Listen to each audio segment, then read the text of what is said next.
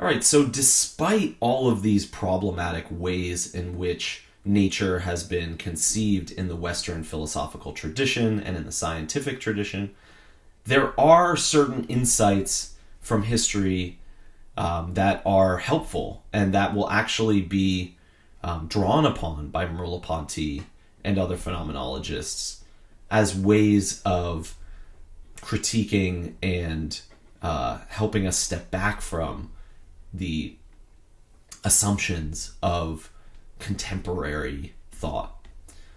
So Plato and Aristotle are sources of problematic views in the Western tradition. I'm not trying to say that we can just go back and reaccept Plato and Aristotle's views, but there are aspects of Plato and Aristotle's views and, in general, the Greek approach to nature and the understanding of what nature is that are helpful for critiquing contemporary views, the ones that we just outlined.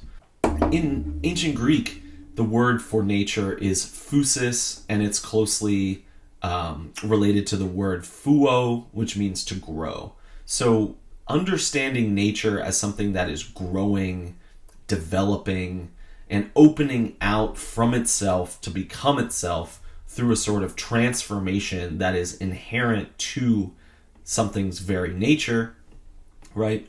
The nature of something is what makes it grow and develop and unfurl itself and transform itself through its own inner power and through its relationality to other things within nature. So nature here is a kind of unfolding of form.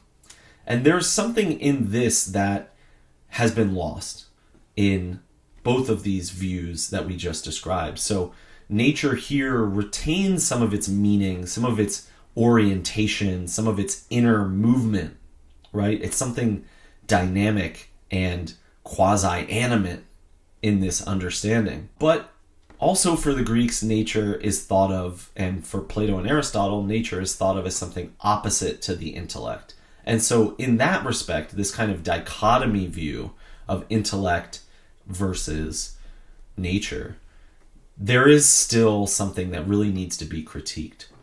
But in Aristotle's metaphysics, Aristotle describes what we mean by nature, and he basically says that we use the word nature in many ways. It's something that has several irreducible meanings. It's not a concept with one clear definition that we can put into a formula, but it's something that needs to be described from multiple perspectives. So here Aristotle is giving us a kind of integral view of nature. It's not something simple that we look at as an object. It's something that needs to be gathered from multiple perspectives, which we don't reduce to each other, but that we appreciate in their complexity and divergence and differences. So he says that nature is, in one way, the coming to be of things which grow. And he says, as if we were to pronounce the U in phuo, which again I said means to grow, long, so that would be phusis. So in one sense, phusis is a kind of phuo.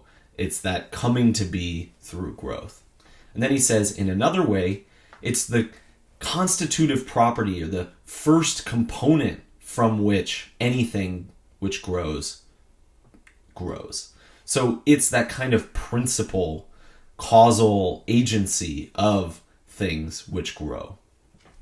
Then he says further, it is that from which the first movement or the primary movements in every being that is by nature is in it as a constitutive property. So this is very wordy, but it's the source of movement as a constitutive property of being. So we often think in our contemporary worldview, our scientific reductive worldview, that there are objects in space and that movement is a kind of secondary property of them, or it's something that happens to them. But Aristotle here is saying that nature describes beings whose constitutive property is a type of movement, right?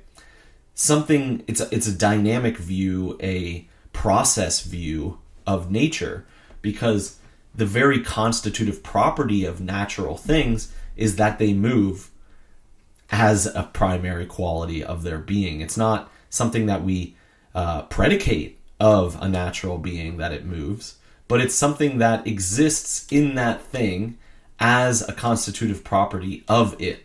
So the fact that it moves and changes is a very constitutive property of that natural thing. So in this way, Plato and Aristotle have a kind of dynamic process view of nature. So while we do have to do a lot of interpretive work to remove the problematic views from the ancient Greeks in order to find valuable ideas in them, it's not as if there aren't any valuable ideas in their thought, and that is one of the primary ones.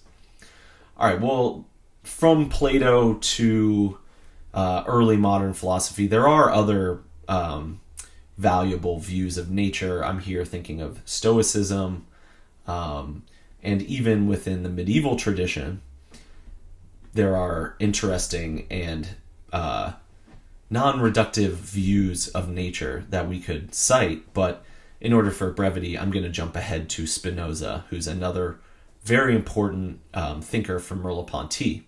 Spinoza really elevates nature. So he was considered a atheist and a pantheist.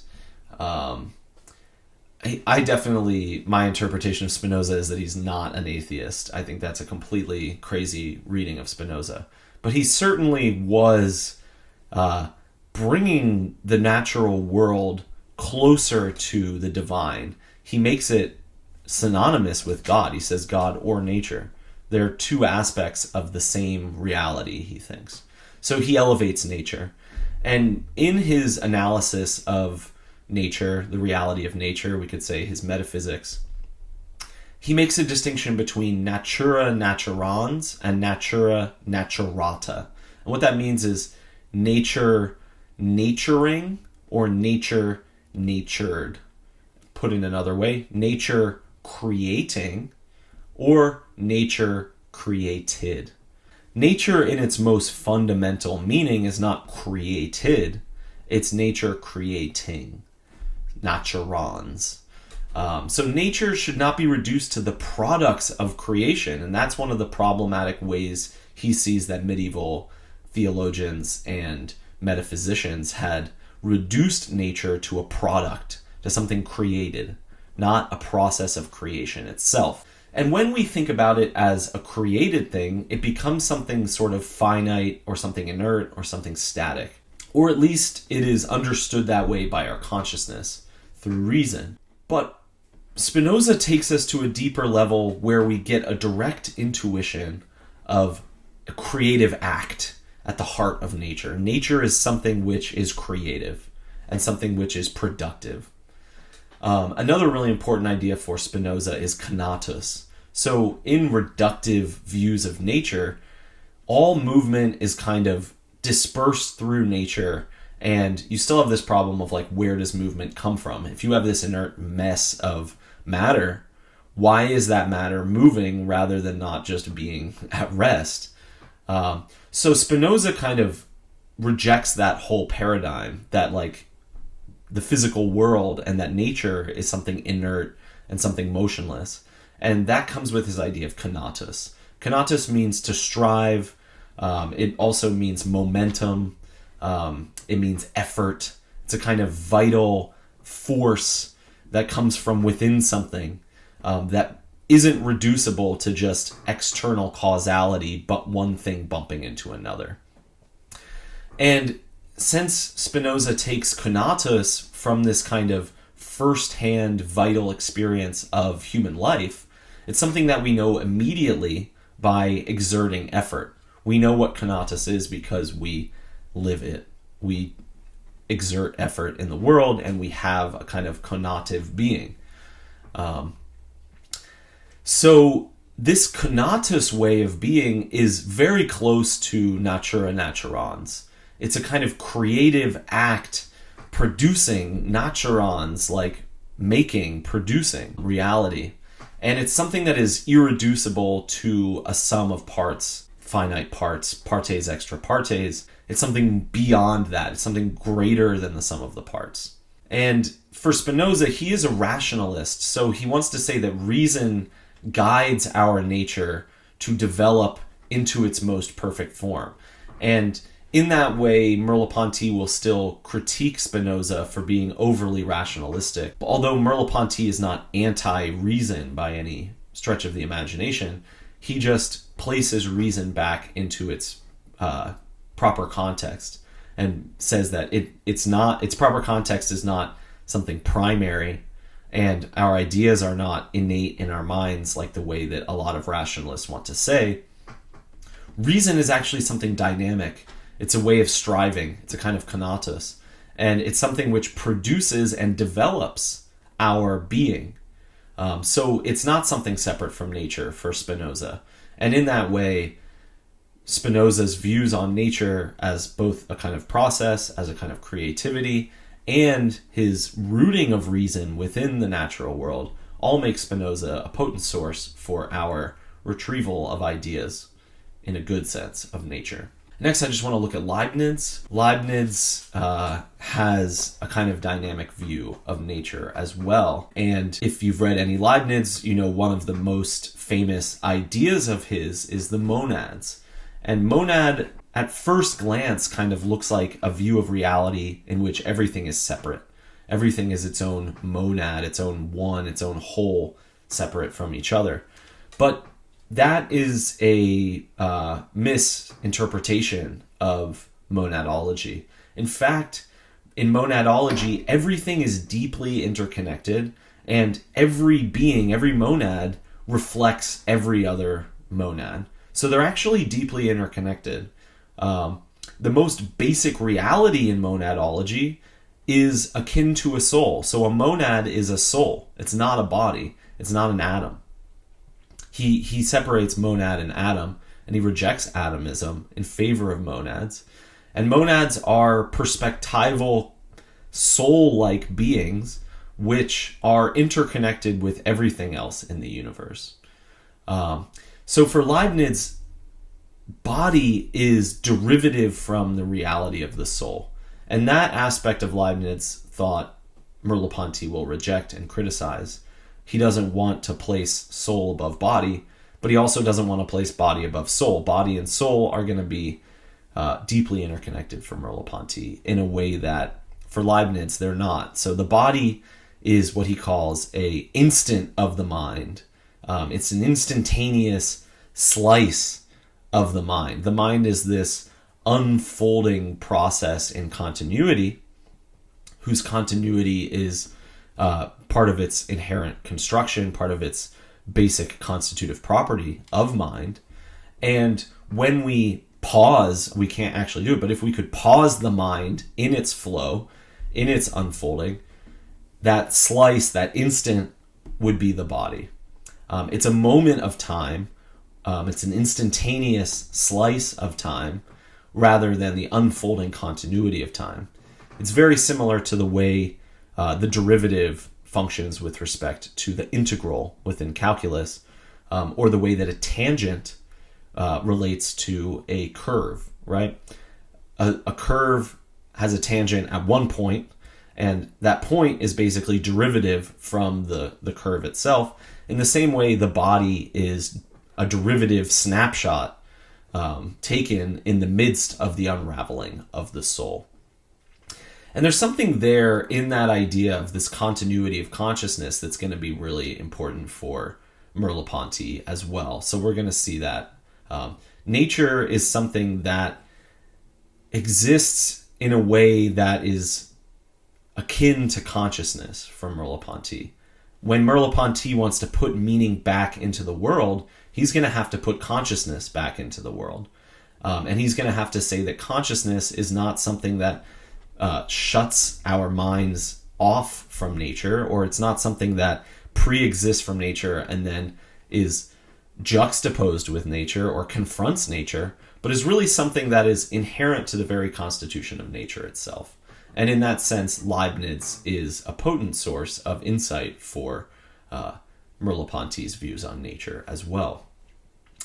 And I'm going to go on now to talk about Kant, and I've obviously spent time now criticizing Kant's views on nature. So how can it be that we still have good things from Kant? Well, Kant is a mixed bag, and there are certain aspects of Kant's philosophy that are not only helpful for our understanding of nature, but are also foundational in phenomenology itself. So that's going to be a really complex story to tell, and we're going to have to take a lot of things from Kant and be very careful about removing all of the things that are problematic in Kant's philosophy. So nature for Kant is not entirely inert. And I know that I kind of alleged earlier that it was, but he wants to say that nature, at least for living things, is sort of halfway between this dichotomy between nature and consciousness. So nature and consciousness can be defined in terms of two different types of causality. Nature, this goes back to Descartes and empiricism. Nature is efficient causality. It's one thing bumping into another thing, and they move each other by being external to each other and imparting a force from one thing to a next, and then that to another thing. Efficient causality. On the other hand, consciousness is ruled by final causality or purposive causality. You do something for the sake of something else, right? We have interests, we have purposes, we have goals. Goal-orientedness is something unique to consciousness, and that the reductivists and that the empiricists remove from nature. And that, in a way, Kant follows by removing it from nature. Now, that is more complicated when we look at living things. A living thing is sort of halfway between final and efficient causality. And he looks at things like a bird. A bird has a wing for the sake of flying, right? Its design is highly intricate and complex, and all of the parts converge with one another towards a certain goal, flapping and flying. So how can we ever understand a living thing, this organized being, without in some way seeing final causality? This is the question that Kant confronts in the third critique. So he shows that there's a source of order in living things that isn't constituted by the concepts of our consciousness. It's not as if we look at the bird and simply say, this part is for the sake of flying, based on our consciousness alone. Clearly, there's some kind of interior principle that goes beyond either final causality of our consciousness or the efficient causality of reality.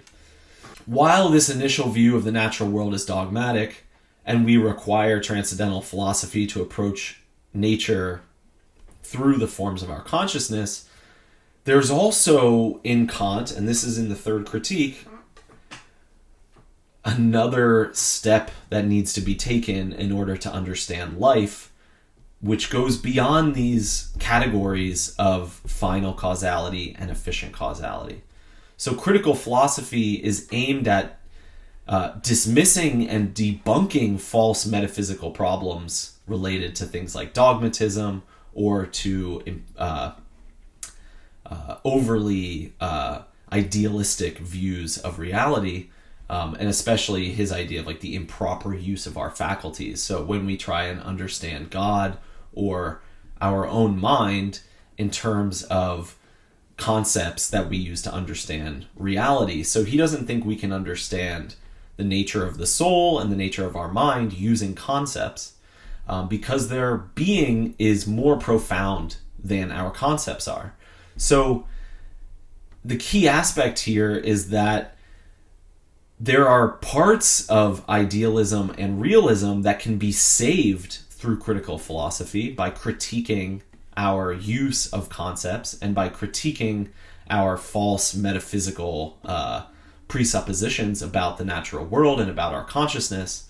And so Kant really opens the door to this view of transcendental philosophy in which we can critique the way we use concepts in order to re-enliven our understanding of those realities without reducing them to very simplistic intellectual concepts.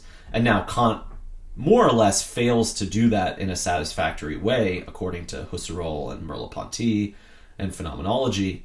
But he really does open the gate to do that sort of investigation.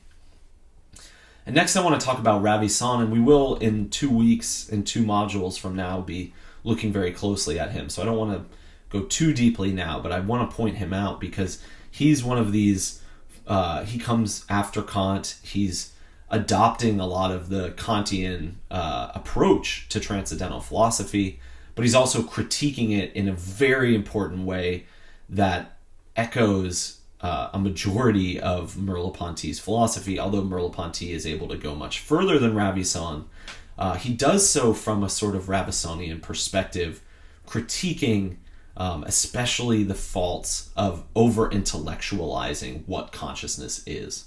So for Ravi San, we need to reflect on habit.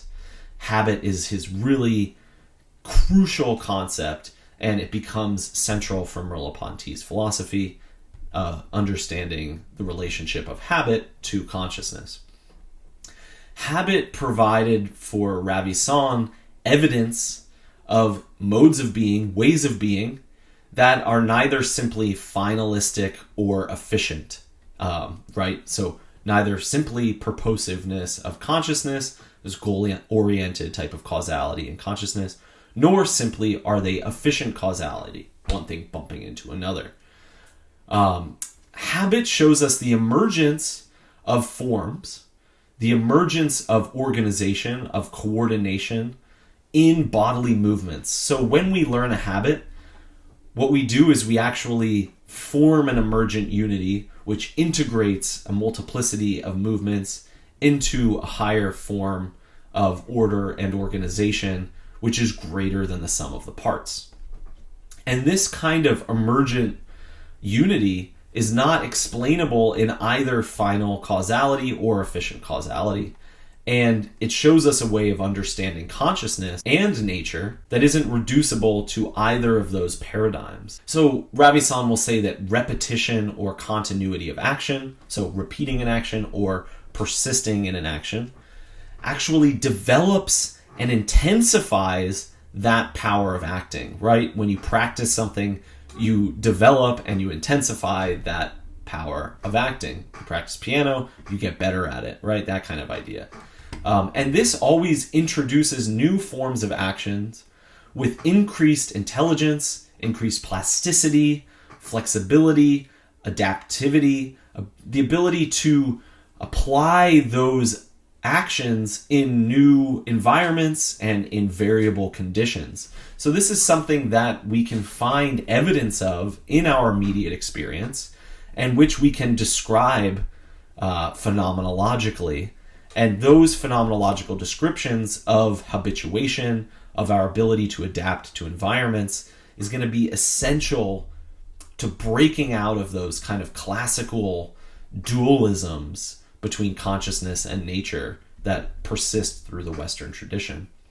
And he calls this aspect of habit that the continuity and repetition of action increase the plasticity and intelligence of action. He calls this the law of habit. Habit cannot be explained by realism or empiricism, nor by intellectualism and idealism, but it can be described in terms of its properties and the way in which it unfolds in phenomena of lived experience. And habit is so revealing in this respect because it's something embodied. It's a kind of embodied intelligence. It's not intelligence separated from the physical world, separated from nature. It's intelligence that's operating at the most basic level of our embodiment and it doesn't even have to rise up to explicit consciousness. It doesn't have to rise up to a concept. It doesn't have to be described in language. It doesn't have to be put into a kind of conceptual, systematic framework of understanding. It's something that we do and that we live on a much more fundamental level than that. So habit is both a means by which we can understand nature on a deeper level, on a truer level, as well as the cause of our actual initial and current failure to understand nature. So habit is the key to getting out of these views, but it's also the reason why we have those views, right? Why do we misunderstand nature? Because we've been habituated by our culture, by our custom, and habit and custom are basically the same thing. We're habituated and accustomed to viewing nature as an object, as a manipulable thing, as something exploitable. All of those things have been inculcated in us by Western culture. And so, therefore, habit is this kind of stumbling block where we're initially prevented from understanding nature because of our habits. But once we do phenomenology of habit, once we investigate habit, it becomes the key to breaking us out of these prejudices and classical pitfalls from within Western thought. And next, I want to talk about Bergson. So Bergson was a huge influence on Merleau-Ponty. Merleau-Ponty critiques Bergson often, and we'll talk about that more as we get into the phenomenology of perception. But despite all of those critiques, he is actually heavily indebted to Bergson and Bergson's thought. And that's going to be a really key aspect of his development away from Husserl, in a way, and away from Heidegger, towards a more embodied and vitalistic view of phenomena. So for Bergson, nature is a kind of creative advance into novelty. There are irreversible processes of emergence where order comes into being. And here we can think of contemporary theories of complexity and open systems far from equilibrium, which endure by adapting and evolving to the fluctuations of their environment. So Bergson is one of the first people to really approach nature in that way, to really give a kind of metaphysical underpinning to complexity theory, and present nature as a kind of dynamic process. So nature for Bergson, in its most primary form, in an absolute reality, its most fundamental absolute reality, is a kind of indivisible movement, what he calls duration. And that durational process aspect of nature is what is the absolute reality. When we look at nature and we form concepts of it and we explain it through different scientific means, we're dealing with something derivative rather than something absolute. So duration always involves a continuity in time. Past and present and future interpenetrate and are temporalized, and that involves memory and consciousness, and therefore this temporalizing of the passing of becoming is contracting in the past and increasing the tension between the different moments in time. And that's how he defines duration. And since that aspect of duration is, according to Bergson, essential to the very being of nature, nature must be understood as analogous to the soul, as something not different from the activity of the soul and of consciousness. And therefore, Bergson really elevates, again, nature to something like consciousness, something akin to the soul. And that is going to be a huge aspect of Merleau-Ponty's philosophy, that nature is something expressive and dynamic and temporalized, and all of those terms, dynamic, expressive, temporalized, are aspects of consciousness. And therefore, nature and consciousness are not really separate because they both have that primary feature to them, those primary features. And lastly, I want to talk about Whitehead. So Whitehead is heavily influenced by Bergson, and Merleau-Ponty read Whitehead in his later work and draws on his thoughts and really sees an endless sea of insights within the work of Whitehead, although he only taps into them very minutely. Whitehead is a kind of Bergsonian Leibniz. They're both Leibniz and Whitehead were mathematicians, and where Leibniz remains very static, very intellectualist, kind of almost idealist, Bergson is much more dynamic, much more in touch with emotions and the body. So Whitehead really picks up a lot of that stuff. But yeah, Whitehead and Leibniz are both mathematicians, so they both have this very mathematical approach to it. And their philosophies are very similar. So for Whitehead, nature is this kind of creativity. It's this kind of productive background of emerging novelty. And it's from that productive, emergent expressiveness of nature that all of our perceptions and feelings and our consciousness emerge as higher order phenomena within the processes of nature's creativity. Whitehead talks also about a kind of unison of becoming of the entire universe, which is very much like Leibniz monads insofar as every actual entity, as Whitehead calls it, is intertwined with, is in a web of interrelated dependency with every other being within the world. That's very similar to Leibniz's idea of a pre-established harmony and the interrelationship of monads.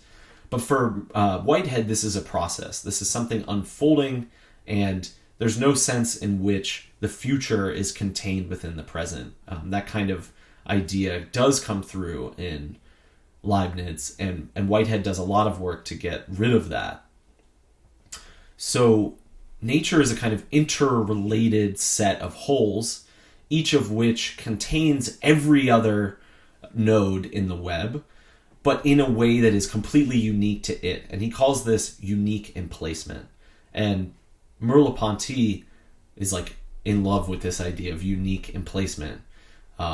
Every perspective is unique, but every perspective is also implicating every other perspective within it. So there's almost a creative harmonization that gives the world its coherence, but also every perspective is its own gestalt, its own whole. And it forms a kind of novel unity of feeling that feels the universe in a unique and novel way, but that is also interrelated with every other perspective, every other gestalt. So there's a kind of plurality of unities and a kind of implicit interconnectedness of those perspectives in one another. And that view of nature as a kind of interconnected matrix of relations unfolding in time is going to be essential and central to Merleau-Ponty's view of nature.